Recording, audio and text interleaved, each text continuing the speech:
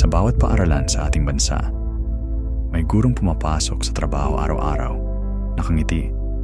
Pero sa loob, may dala silang bigat na hindi mo makikita sa kanilang mga mata.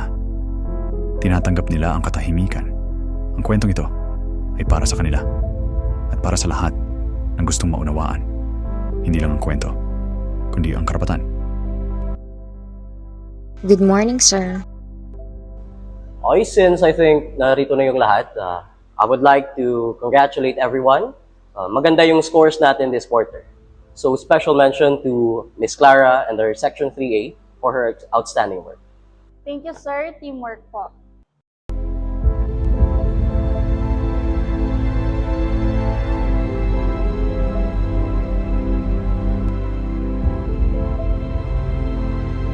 Si Miss Clara ay guro sa matematika. Ang uri ng guro na alam ng mga bata kung sino ang tunay na nagmamalasakit.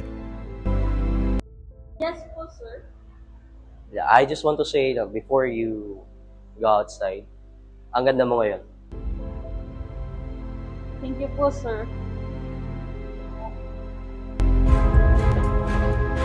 Si Punong Guro Reyes naman, may posisyon, may titulo, may opisina na may saradong pinto.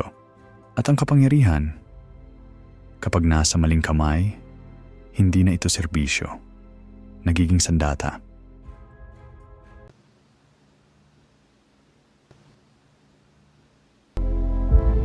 Miss Clara, anong ginagawa mo? Nagre-review po, sir.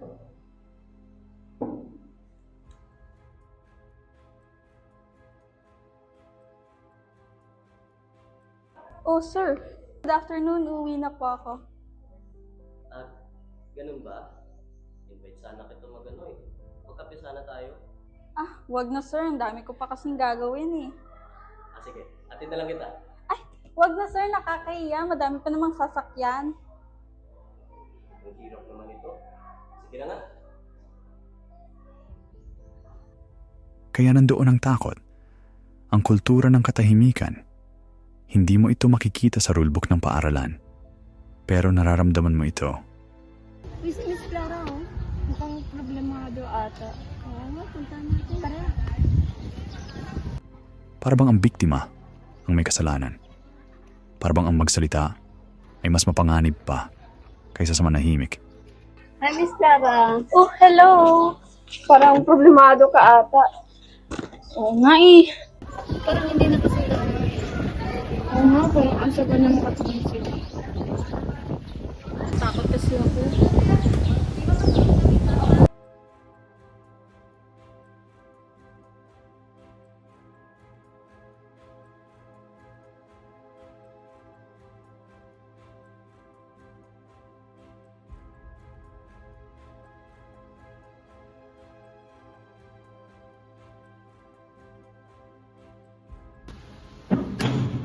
Miss Clara! Alam kong i-report mo ko. Tandaan nyo, lahat kayo, mawawalan kayo lahat ng trabaho.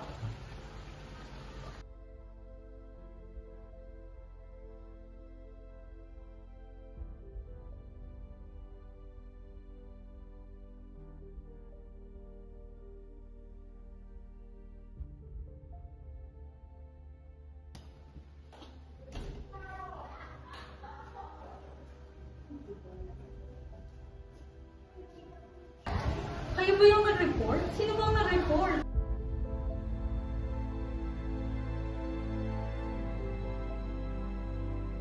Pero natuklasan nila, hindi pala si Miss Clara ang una.